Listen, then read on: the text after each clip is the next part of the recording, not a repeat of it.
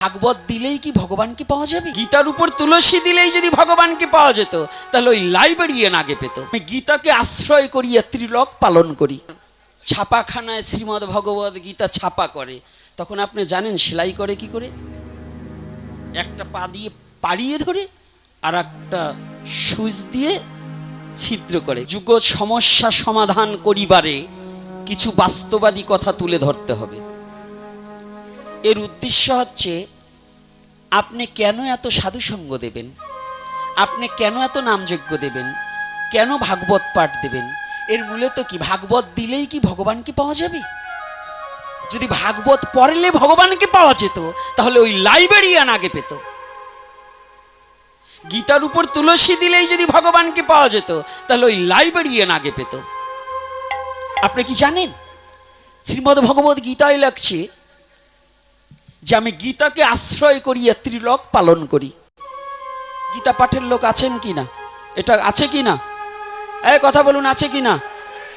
আচ্ছা, যদি এটা থাকে তো যখন আপনার ছাপাখানায় শ্রীমদ্ ভগবত গীতা ছাপা করে তখন আপনি জানেন সেলাই করে কি করে? একটা পা দিয়ে পাড়িয়ে ধরে আর একটা সুচ দিয়ে ছিদ্র করে। কি করে কি না বলুন? আচ্ছা, তাহলে যদি ওই গীতাকে আশ্রয় করি আমি ভগবানকে ত্রিলোক পালন করি, ত্রিলোক মানে স্বর্গ মর্ত্য পাতাল, তাহলে যখন ওই যে পাড়া দিয়ে যখন ওই সেলাই করে তখন আপনার ভগবান কোন জায়গায় থাকে? আচ্ছা, যখন ওই লরির মধ্যে আপনার ওই শ্রীমদ্ ভগবত গীতা আনে, লেবাররা যখন ওইটার উপর দিয়ে পাড়ায় ভগবানের একটু ব্যথা লাগে না? কি লাগে কি না? আপনারা দুই একদিন ঔষধ কিনে দিয়েছেন, ভগবান দেননি, তাই না? এর কারণ কি জানেন? অর্থাৎ শতকরা ৯৯% লোক জানে না ভগবান কি বলছে আর গীতা কি। কষ্ট পাচ্ছেন কি? আমার কথাটা কি কষ্ট পাচ্ছেন? শতকরা ৯৯% জানে না যে ভগবান ওই কথাটাই কি বুঝাতে চেয়েছে। অর্থাৎ ওই কাগজের গীতায় আশ্রয় করিয়া কখন ভগবান ত্রিলোক পালন করে না, ভগবান এই দেহ গীতাকে আশ্রয় করিয়া অনন্ত কোটি ব্রহ্মাণ্ডটা প্রতিপালন করে। এই জন্য কাগজের গীতায় জল ঢেলে আর তুলসী দিয়ে যদি এই মানবকে ভালো না বাসতে পারো, যদি মানুষের প্রতি তোমার হিংসা থাকে, মানুষের ক্ষতি করবার জন্য তুমি যদি ব্যস্ত থাকো, তাহলে তুমি আমি কেমন সাধু এটুকু তো আর বুঝতে বাকি নেই। কি বাবা, কোথায় বলুন? এত নামযজ্ঞ দিচ্ছি, এত গীতা পাঠ দিচ্ছি, আমাদের উপকার কি হচ্ছে? কতটুকু হচ্ছে বলুন তো? আরো কি হচ্ছে জানেন? নামযজ্ঞ গ্রামে একটা হলে এবার বছর একটা হয়েছে, দ্বিতীয় বছর দলাদলি করে আর একটা তৈরি করি কিনা বলুন?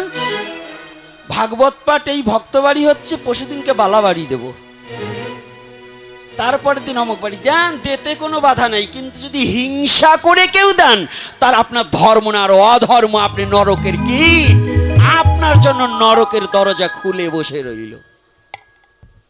কষ্ট হচ্ছে আমার কথা? সত্য না মিথ্যা বলুন? তা আমাদের কিছু সাধুরা ওই সুদে টাকা লাগাতে লাগাতে গরম কয়টা পয়সা হলে পরে বৃন্দাবনে যাওয়ার আশা করে। বাড়ি আসার সাথে সাথে দেখবেন চৈতন্য রেখে ওর ওই চৈতন্যর বাড়ির চোটে আশেপাশের লোক আর টিকতে পারে না। আছে না এইরকম অহংকারী লোক? আছে কি না বাবা? এর উদ্দেশ্য হচ্ছে আপনি যে ধর্মটায় জন্মগ্রহণ করেছেন সে ধর্মটা কি বলছে জানেন? বৃন্দাবনে আপনার যেতে হবে না, বৃন্দাবন আপনার কাছে ছুটে আসবে যদি আপনি ভক্ত হতে পারেন। আমি সেই ধর্মে জন্মগ্রহণ করেছি, শত সহস্র যোজন দূরে ভগবান থাকলেও ভগবান আপনার কাছে আসবে, আপনি ভগবানের কাছে কোনোদিন যেতে পারবেন না। পারবেন? তাহলে ভগবান ভক্তের কাছে আসে, ভক্ত ভগবানের কাছে গেছে। একটা প্রমাণ আমাকে দেখান তো, যত এখানে শাস্ত্রবিদ আছেন একটা প্রমাণ আমাকে কেউ দেখাতে পারবেন যে ভক্ত ভগবানের কাছে গেছে? যতগুলো ভক্ত চরিত্র, ভগবান ভক্তের কাছে এসেছে। রাধে রাধে। কথাটা একটু আমি আজকে ওই কান্নাকাটিটা একটু বন্ধ করুন, একটু হৃদয়ে জাগা দেন। মরা পোড়া নিয়ে কান্না করে কোনো লাভ নেই। শুধু একটু ভাবুন যে কথাটা কোথায়। সনাতন ধর্ম আপনাকে কি দিয়েছে, ভগবান আপনাকে কি দিয়েছে। আপনার এই ব্যাটারিটায় এমন সুপ্রিম পাওয়ার দিয়েছে, যদি ব্যাটারিটা না, যদি বাল্বটা একবার জ্বালাতে পারেন, তাহলে দেখবেন ভগবান দূরে নয়, আপন মানুষ নিজের ঘরের মধ্যে বিরাজ করছে। দূরে খুঁজে শুধু মরছি মিছে। ভগবান কোথায়? দূরে, বৃন্দাবনে। মূর্খের কথা, ভগবান বৃন্দাবনে। তাহলে বৃন্দাবনে গিয়ে সাধুরা ভজন করছে কেন? আপনি জানেন বর্তমান বৃন্দাবনের অবস্থা? বৃন্দাবনের রাধাকুণ্ডকে পরিত্যাগ করে সিদ্ধ মহাত্মারা এখন রাধাকুণ্ডকে পরিত্যাগ করে চলে যাচ্ছে। সিদ্ধ মহাত্মারা এখন রাধাকুণ্ডকে, এই যে মায়াবাদী লোকের কারণে ওই জায়গাটা ছিল নির্জন। অর্থাৎ নিজেকে চিনতে হলে যেমন একটা কালিমালিপ্ত আয়নার সামনে গেলে যেমন নিজের চেহারাটা দেখা যায় না, তদ্রূপ মায়াবাদীর সঙ্গ করলে কখনো নিজের স্বরূপ তত্ত্ব কখনো বোঝা যায় না। এই মায়াবাদীর সঙ্গটাকে এ কারণেই পরম মহাত্মা জন পরিত্যাগ করিয়াছে। মায়াবাদী কি? মায়া কি? মায়া থাকতে হবে, মায়াকে নষ্ট করা যাবে না, তবে মায়াটা যেন কোনো আত্মসুখের হেতু না হয়। কষ্ট হচ্ছে না তো কথা বুঝতে? কি কথাটা কি বোঝা যাচ্ছে বাবা? আত্মসুখ, আত্ম ইন্দ্রিয় প্রীতিবাঞ্ছা তাহে কহি কাম, কৃষ্ণ ইন্দ্রিয় প্রীতিবাঞ্ছা ধরে প্রেম।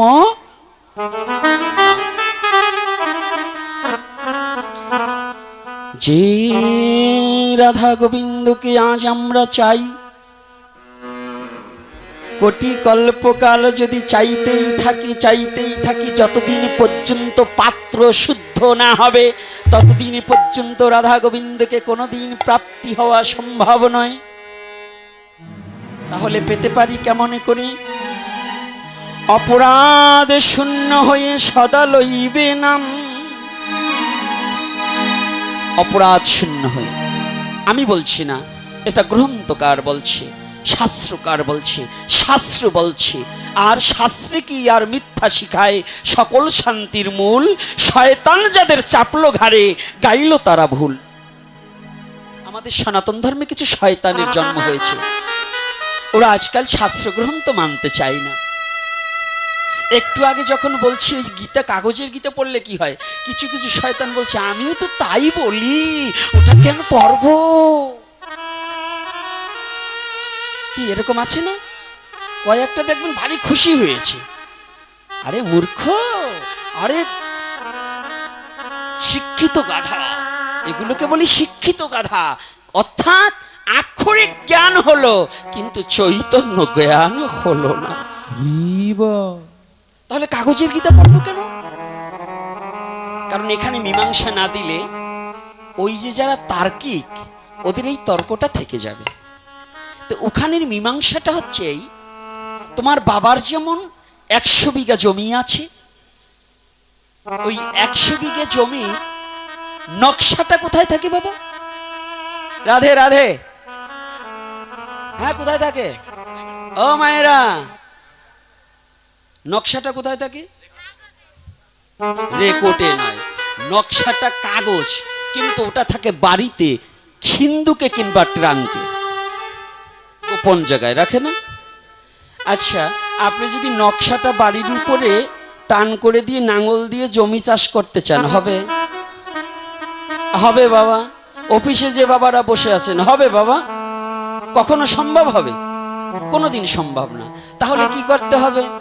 ওই নকশাটা কেন?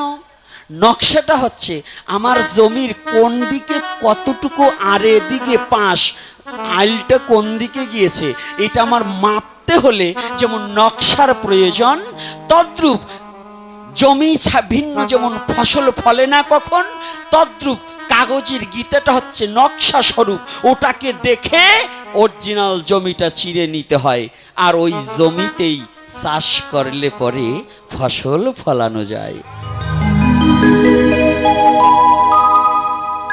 রাধে রাধে। সত্য না মিথ্যা? এজন্য আমাদের একজন ভাবুক, একজন প্রেমিক, একজন সাধক বললেন, মনে রে কৃষি কাজ জানো না, মনে রে কৃষি কাজ জানো না, মনে রে কৃষি কাজ জানো না, রাধে। মনে রে কৃষি কাজ জানো না, এমন মানব জমিন রইল পতি, আবাদ করলে ফল তো সোনা। এমন মানব জমি রইল পতি, রাধে। আবাদ করলে ফুল তো সোনা।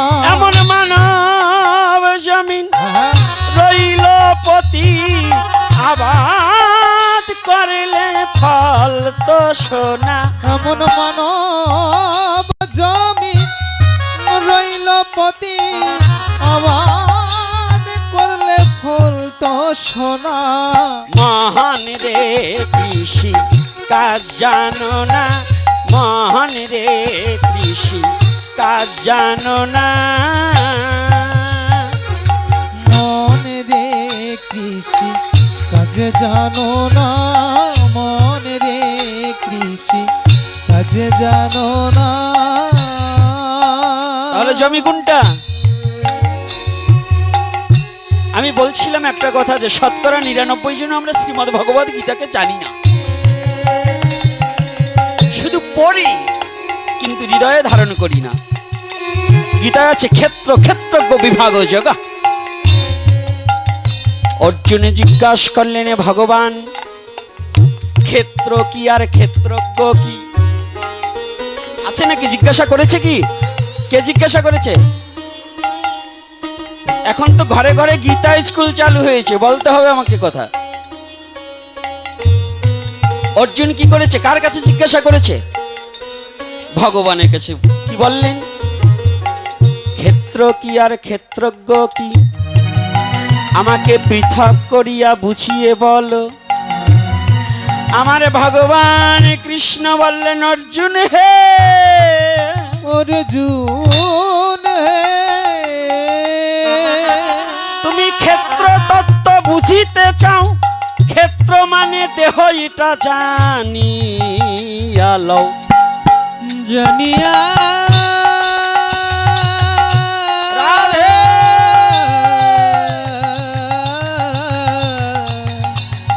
জানিয়া লো। অর্জুনকে বলছে ক্ষেত্র মানে দেহ, এটা তোমার দেহ একটা ক্ষেত্র। ক্ষেত্র মানে ওই মাঠের জমি নয়। গীতায় কত সুন্দর করে বুঝিয়ে দেয় ক্ষেত্র মানে দেহ। আবার বললেন, ক্ষেত্রজ্ঞকে তুমি আমাকে পৃথক করে বলো। আমার ভগবান বললেন, অর্জুন হে, ক্ষেত্রজ্ঞকে জানো, যিনি ওই ক্ষেত্র সম্বন্ধে বিশেষ করে জানে। ক্ষেত্রজ্ঞকে, যিনি আমার সম্বন্ধে বিশেষ করে, ক্ষেত্র সম্বন্ধে বিশেষ করে জানে। শুধু জানলে হবে না, তাহলে বিশেষ করে কি জানতে হবে? এই দেহটা কি? এই দেহ কিন্তু আমি নয়। এই দেহের মাঝে জীবাত্মা পরমাত্মা রয়। পরমাত্মা রূপে আমার অনাদিরাদি গোবিন্দ বিরাজিছে হিত হেথা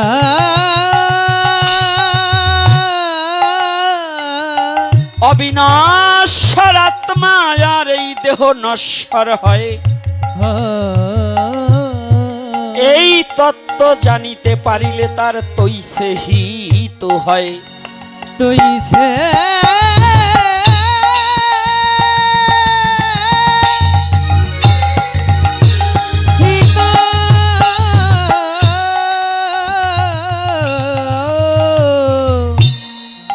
তৈছে এই আলোচনার একটু সময় করব, হ্যাঁ করব। পিছনের বাবারা কি বলেন, করব না বন্ধ করে দেব? হ্যাঁ, হাত একটু কম ওঠে, মানে ভালো লাগছে না তাই।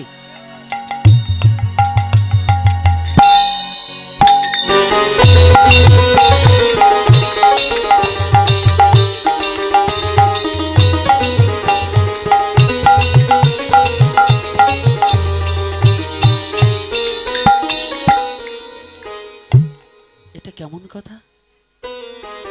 আজকে একটু আলোচনা কেন করছি জানেন? একেবারে সত্য একটা কথা বলি। 84তে এতগুলো ভক্ত আপনাদের এই অঞ্চলে আসার পরে ভক্ত দেখে আমার আনন্দ হচ্ছে, তাই মনকে প্রবোধ মানাতে পারছি না যে সারা জীবন তো লীলা কথাই বলে গেলাম।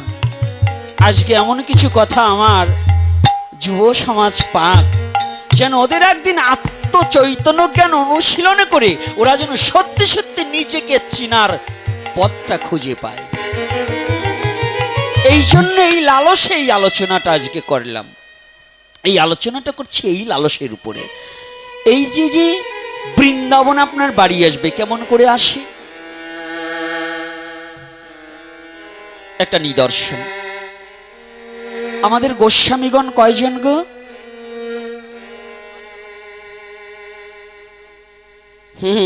এই তো প্যাস লাগছে এই জায়গায়।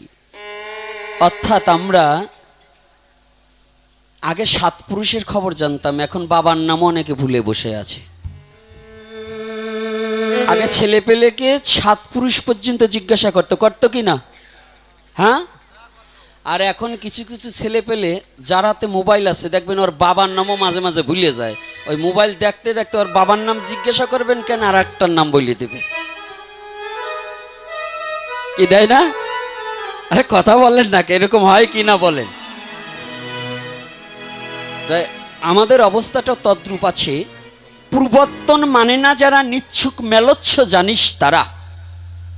এই যুব সমাজ, পূর্বত্তন মানে না যারা নিচ্ছুক মেলচ্ছ জানিস তারা। মেলচ্ছ কাকে বলে জানা আছে? যার হিতাহিত কোনো জ্ঞান নাই, আচরণ শুদ্ধ নাই, আহার শুদ্ধ নাই, চলাফেরা শুদ্ধ নাই, এদের বলা হয় উচ্ছিষ্ট বিচার নাই। আজকাল তো এই যে ভূত পেতনির মতো খাবার, ওই যে আমার বাবারাও আছে, মায়েরা পেতনির মতো দুটো রান্না করে দিল, পায়খানার কাপড়ও ছাড়লো না, পুষ্পাপ করে এখন শীতের দিন অর্ধেক পাও হয় না, কটা রান্না করে দিল, পিন্ডি দেওয়ার মতো কটা দিল, তার জল দিলেও পারলো না, পারলেও পারলো। আর ওই ভূতগুলো এসে জম্বের গিলা গিলে চলে গেল। ওরে কি দিচ্ছে আর কি খাচ্ছে, নিবেদনও নাই, কি আছে কিনা বলুন? পেতনির মতো রান্নার, ভূতের মতো খাবার। আর এই কিছু কিছু মেয়ে ছেলে আছে, ওদের জাত গোষ্ঠীর স্বভাব, এই যে এইভাবে ধরিয়ে এই আঁচল বুকের উপর উঠিয়ে খায়। কি খায় কিনা পণ্ডিত মশাই বলবেন, মানে ঠকি যাবে। কি এরকম খায় কিনা? ওইগুলো হচ্ছে পেতনির বংশধর, যেগুলো মেলচ্ছ, অর্থাৎ উচ্ছিষ্ট বিচার তার কাছে কিছু নেই।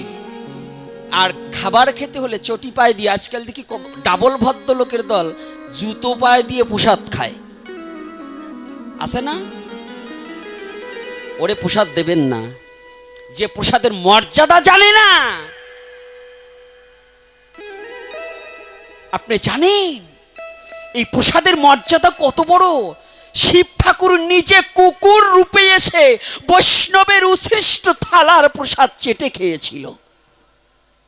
আর সেই প্রসাদ আপনি মানব হয়ে তার মর্যাদা লঙ্ঘন করে অমর্যাদার সহিত যে প্রসাদকে গ্রহণ করা হয়, আপনি তাহলে কত বড় জ্ঞানী, কত বড় শিক্ষিত, এটা আমার আর বুঝতে বাকি নেই। সনাতন ধর্মে মহাপ্রসাদ পাওয়ার সময় যারা পাদুকা পায়ে দিয়ে প্রসাদ পায়, ওরা মেলচ্ছ, ওরা মেলচ্ছ। এগুলো চিনে রাখবেন। আজকে বলে যাচ্ছি, আর জীবনে দেখা হবে কি না হবে জানি না, কিন্তু এই কথাগুলো বলে যাচ্ছি, একটু কাজে লাগবে, লাগবে না? লাগবে কি না? আর অনেকে হয়তো ভুলবশত করেছে, আজকের কথাটা শোনার পরে তারা পরিবর্তন হয়ে যাবে। আমি প্রভুর কাছে প্রার্থনা করি, যদিও কেউ ভুলবশত এগুলো করে থাকে, আমার মহাপ্রভু যেন কৃপা করে তাদের হৃদয়ে সৌবুদ্ধির উদয় করে যেন তাদেরকে মার্জিত করে, মার্জনা করে যেন মহাপ্রভুর চরণে একটু স্থান দেয়।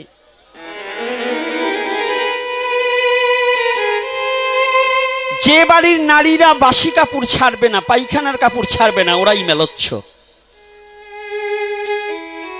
ওরা কি ওরা কি ওরা কথা বলে না, মানে ওই কাম করে বোধ হয়। তা কথা বলো না কেন? বাসি কাপড় এবং পায়খানার কাপড় না ছেড়ে রান্না করে স্বামী পুত্রকে খাওয়ালে পরে তাদের পরমায়ু ক্ষুণ্ণ হয়, অকাল বিধবা হতে হবে তার। এখন বলবে আমি সারা জীবন করেছি, আমি বিধবা হইলাম কেন? পূর্বের কৃতকর্ম ফল নেবে কে? সনাতন ধর্ম জন্মান্তরবাদ আছে না? আছে কি না? তাহলে পূর্বজন্মের কর্মফল আমার ভোগ করতে হবে না বাবা? তাহলে এদিকে তো এ জন্মে যদি কিছু করো, দেখো পরবর্তী জন্মে যেন একটু পথটা সুগম হয়, যেন ভালো ঘরে জন্মগ্রহণ হয়, ভক্তের ঘরে জন্মগ্রহণ হয়, তোমার যেন ভক্তের সঙ্গের সৌভাগ্য হয়, তুমি যেন বদনে ভরে হরিনাম করিতে করিতে পরবর্তী জন্ম যেন তুমি কাটাতে পারো। এই জন্যই এই জন্মে সংস্কার হতে হবে। এজন্যই সংস্কার কি করতে হবে? সংস্কার হতে হবে। তাহলে আজকে যেখানে ছিলাম সেখানে আবার যাব, ভাববেন না আমি ভুলে গেছি। কি বলবো না বলবো না? না থাক, আগামী দিন বলবেন। হ্যাঁ, আজকেই বলতে হবে। হ্যাঁ দাঁড়া, তাই ভাবছেন নাকি আমি না বলিয়ে যাবো? ও আজকে বেশি বলবো, কালকে কম বলতে হবে। ও যাক, দেখা যাক ভক্তরা কি বলে। তাই আপনারা না শুনতে চাইলে বাড়ি যেয়ে বলে যাব। তবু যখন গৌরহরি কৃপা করে বলবার সুযোগ করছে, বলবো না কেন রে বাবা? কি বলবো না? তবে কথা আছে একটা, এই যে মায়েরা একটু চরণে হাত রেখে বলি, একটু পায়খানা কাপড় টাপড় একটু ছাইরেন, একটু অভ্যাস করে, না হলে কি হবে? হ্যাঁ দাদা, পেতনিতে রান্না করবে, ভূতে খাবে, আর ওই খাদ্য খেয়ে যে রক্ত হবে, রক্ত থেকে যে বীর্য হবে, তাতে কি হবে জানেন? ভূত আর পেতনির মিলনে তাতে ব্রহ্মদৈত্যর জন্ম হবে। ব্রহ্মদৈত্য কি? আপনার ঘরে এমন ছেলে আসবে আপনার কথা আর কোনোদিন শুনবে না, এমন মেয়ে আসবে চরিত্রহীনা হবে। তাহলে সেটা হলে কি আপনার কি হবে? কুল বংশ নাশ হবে না? হবে কি না? তাহলে সেটা সনাতন ধর্ম এমন একটা ধর্ম, মানুষকে সংশোধন করার ধর্ম,